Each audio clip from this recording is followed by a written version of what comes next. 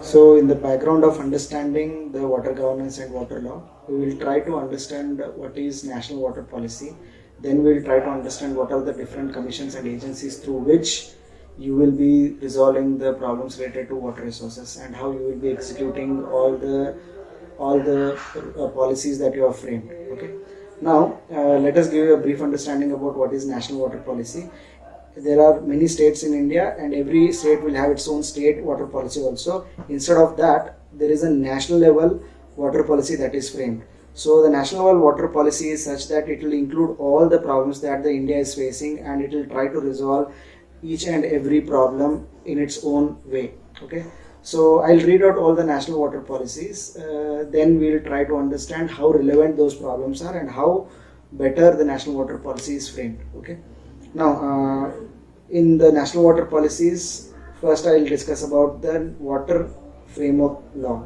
Okay, so we have already stated there are laws in case of how to deal with the water resources, but some of the critics say that the framework of law doesn't have an umbrella. Like, for example, the laws are indefinite and they are not reasonable in nature, and at the same time they are not giving any proper solutions to the stakeholders. So in that case, what this new framework, which was represented in water policy, says is that it should have a single umbrella, an umbrella under which all these policies will be framed together.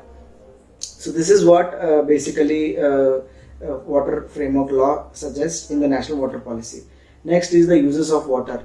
We will try to identify what are the different types of uses. For example, the drinking water supply is there, then the irrigation supply is there, power generation is there, then we need to supply for recreation purpose. So we'll prioritize each and every supply and the users. Based on that, we will be supplying the water. So this is what uses of water is about. Now, adaptation to the climate change. So before 2012, there were no national water policies which adapted to the climate change. So after 2012, people in the ministry have understood that there is a significant importance that is to be given for climate change, because the first impact of climate change will be on the hydrological parameters itself. So the impact will create less precipitation. Because of less precipitation and temporal variation and spatial variation of water, there could be a severe crisis of flood, and there could be a severe crisis of drought also.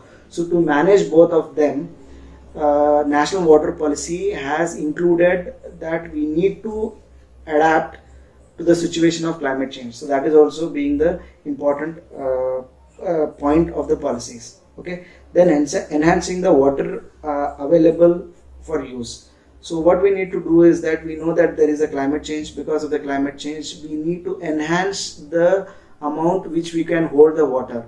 So there are two set of sources. One is surface sources and the other one is groundwater sources.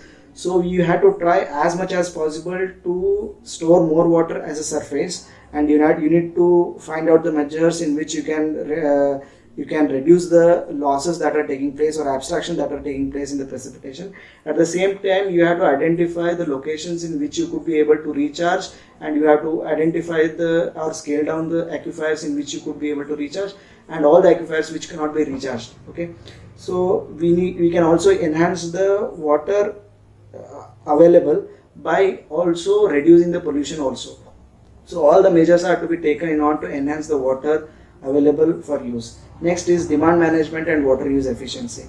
See, like for example, in the earlier case, we tried to enhance the water available condition, and the second thing is we need to cut down the demand also. So demand can be cut down in various ways.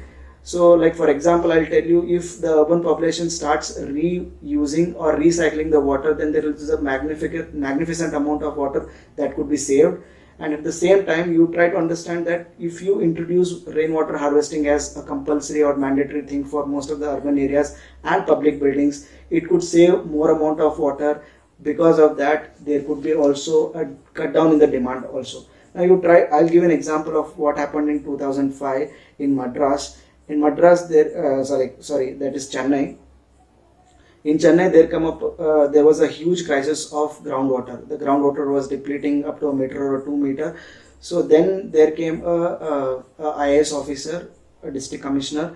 She made mandatory for every household to harvest the water. So if it is your domestic house, you need to harvest the water at your own level. And if it is even a smallest jhopdi also, she advised and she also gave an incentive to harvest the water. The first thing what she did is that she made water harvesting compulsory in all the public structures, like for example in all the PWD and all the government official buildings, schools and colleges. She introduced the rainwater harvesting. Once people understood that the rainwater harvesting could be able to benefit the individual itself, then they adapted to it. So that's why the demand management and water use efficiency plays an important role.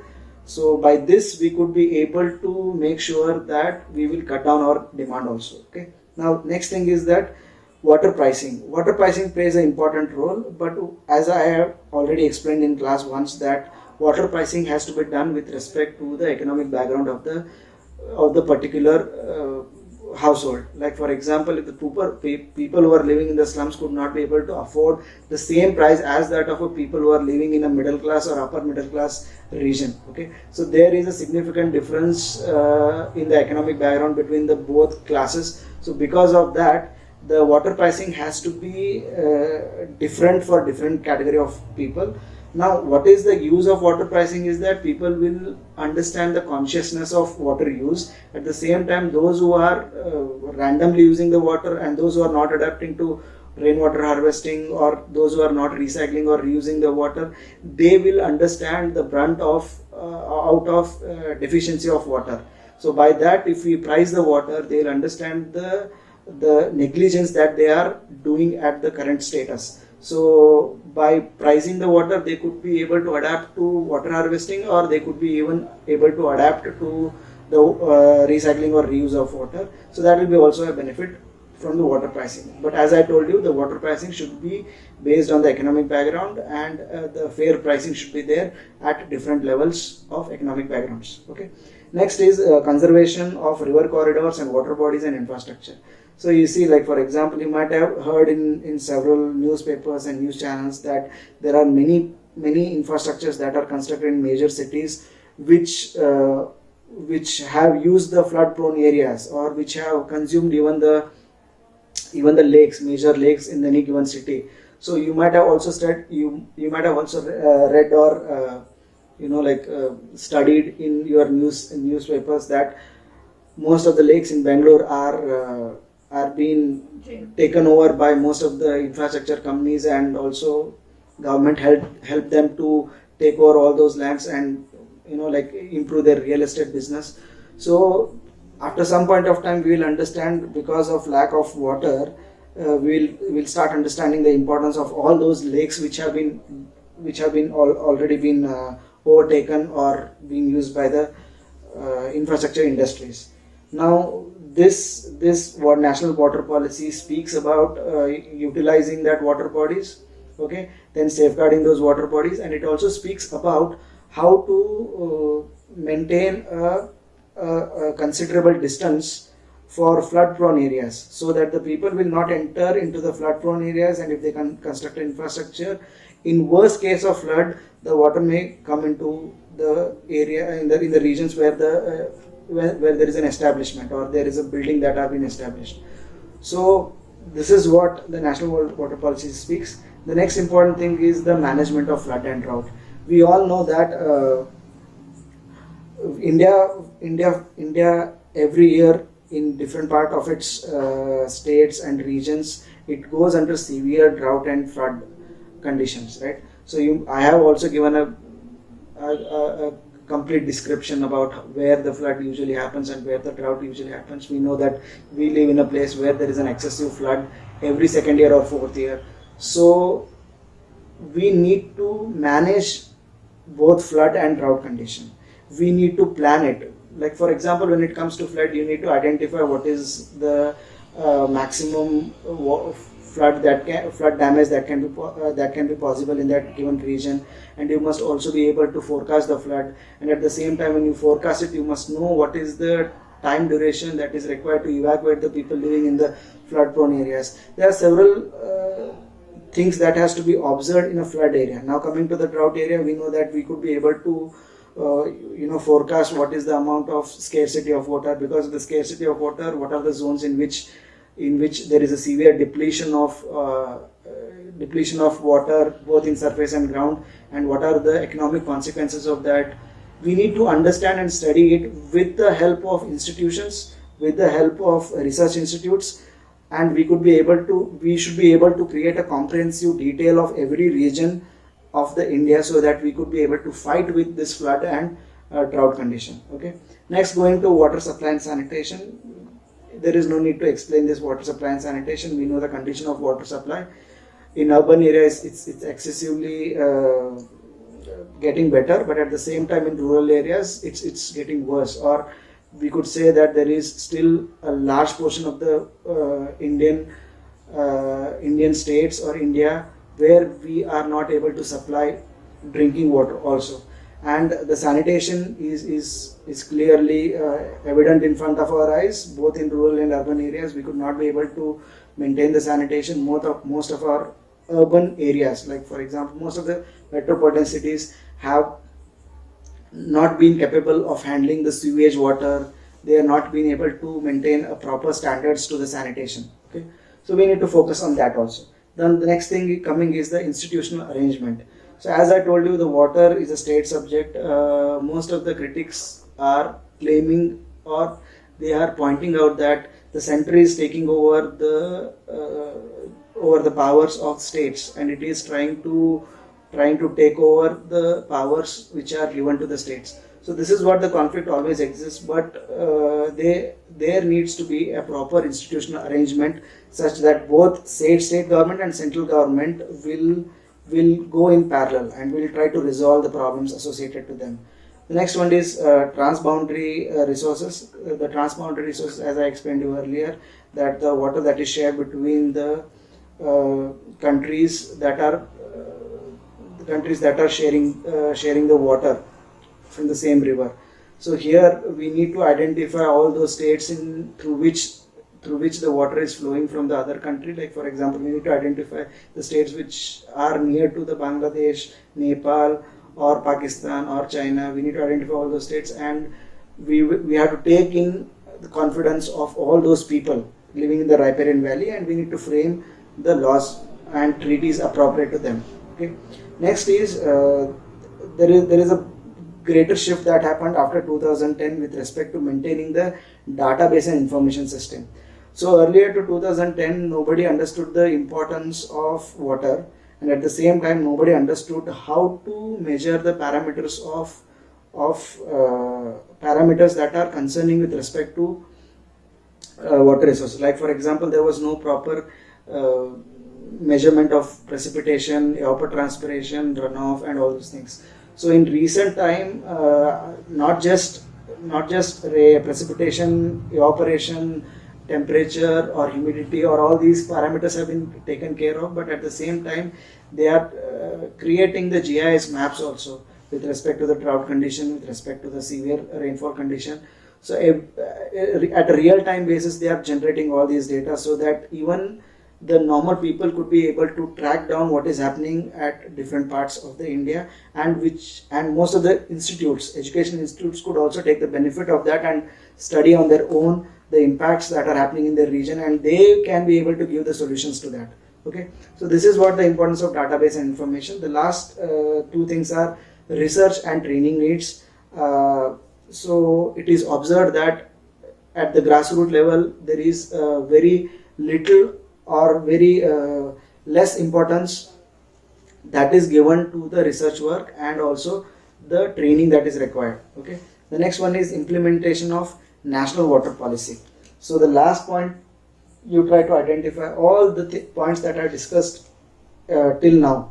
Okay, they need to be implemented. That is what most significant feature of this entire national water policy is. So it is trying its best in order to make sure that all the things that I discussed earlier would be implemented at the grassroots level. To make sure this happen, there is a new feature that was introduced called as participatory irrigation management, okay, and water users association. So this is the new set of ideas which have been framed, and I will be discussing about participatory irrigation management and water users association in the coming class, because it is another topic that is to be discussed. Okay. So now we will try to understand who will be implementing the national water policy. So we might have heard about the several ministries at the union government. We might have heard about Ministry of Human Resource and Development, Ministry of Mining, Ministry of Textile, Ministry of Petroleum. So there are several ministries who will be working in that particular field itself. So now here there is a ministry called as Ministry of Water Resources, and it is recently been renamed as Ministry of Jal Shakti. So this is the particular ministry which will be dealing with the information that are related to water resources, and it is basically a head who will be guiding towards the entire states of the India. Okay.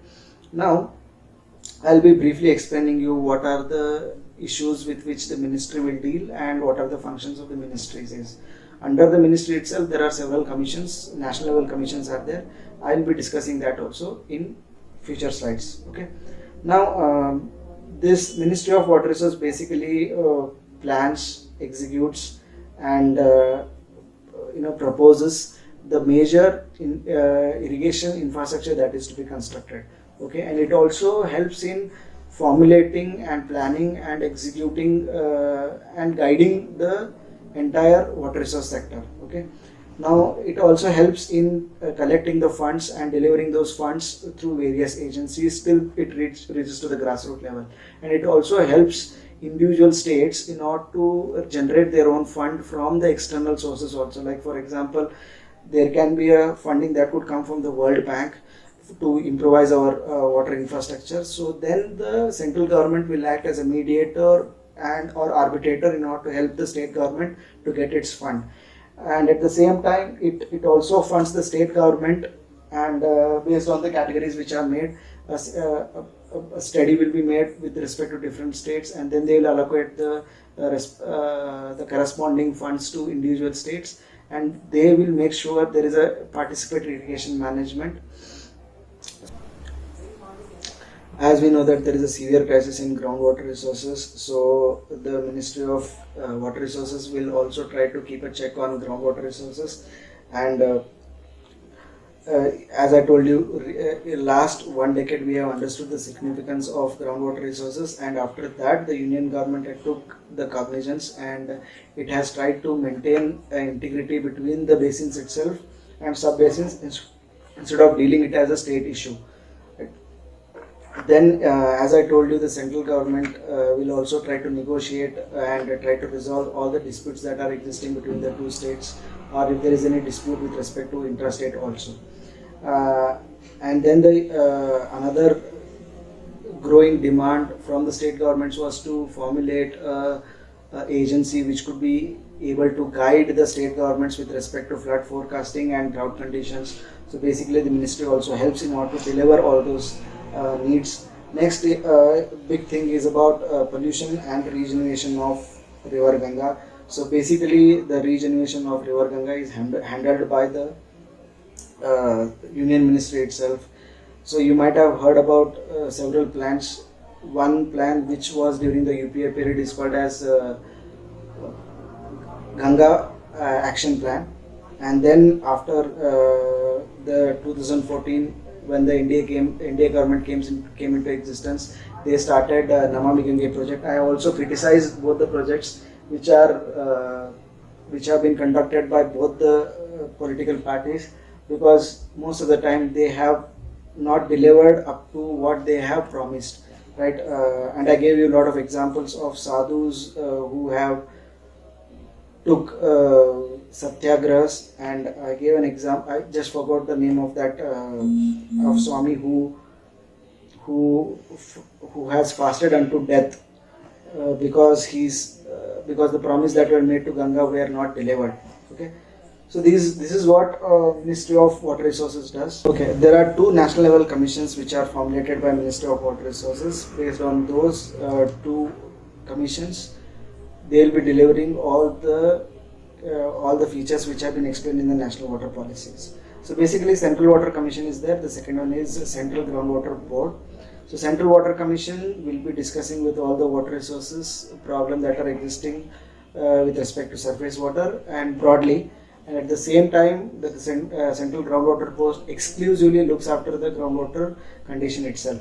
Okay. Now we will be discussing about the Central Water Commission. Thereafter we could go for the importance of Central Groundwater Board. Okay.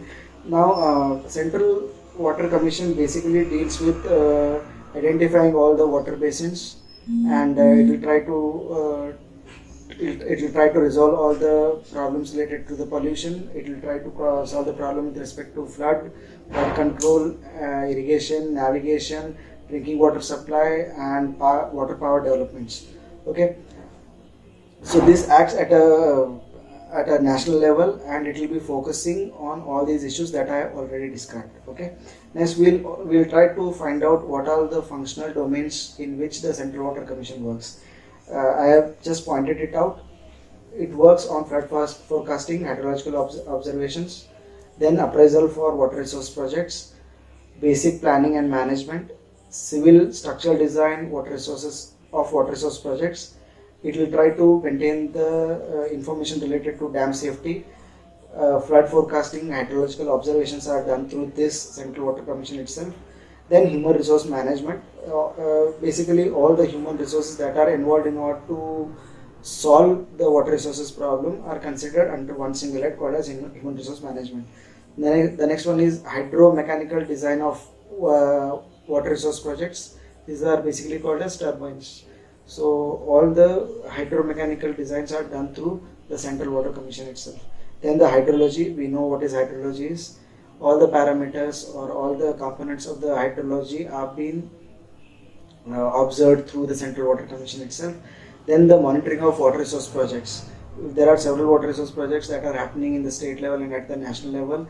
This Central Water Commission is going to look up to all those projects which have been executed, and it will monitor whether they are executed at the proper time and whether the funds have been utilized properly or not. Next one is river management. As I told you, there is a huge crisis in the surface water also. Most of our rivers are getting polluted, so there is an excessive requirement of controlling the floodplains, at the same time controlling the pollution.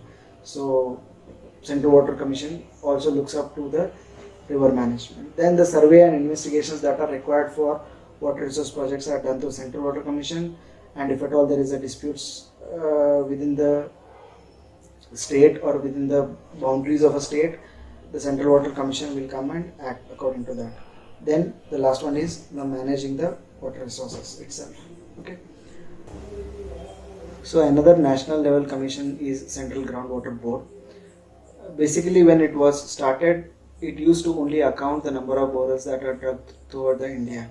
It never had any exclusive power to formulate the rules, regulations required to observe, maintain, monitor the groundwater resources. So in recent decade, we have identified that this particular board should have larger importance, and special authorities that are to be given, and special laws were also like developed by individual states in order to regulate, monitor, and also try to control the exploitation of groundwater resources. That is what basically the main reason why this groundwater board has been done. But after some point of time, there was a realization that other than regulating, it should also do some of the research work, like for example delineating the aquifers and finding out the details of the water resources that are there in the regions. And they tried to negotiate with the Central Water Commissions. Right now they are in collaboration with the Central Water Commission in order to drive all the information that are required to delineate the aquifers within the basins, sub-basins and catchments, and then they would be proposing the regulation mechanism too. So this is how the national water policy are framed, and these are the commissions through which you could be able to execute the proposals that are given through national water policies.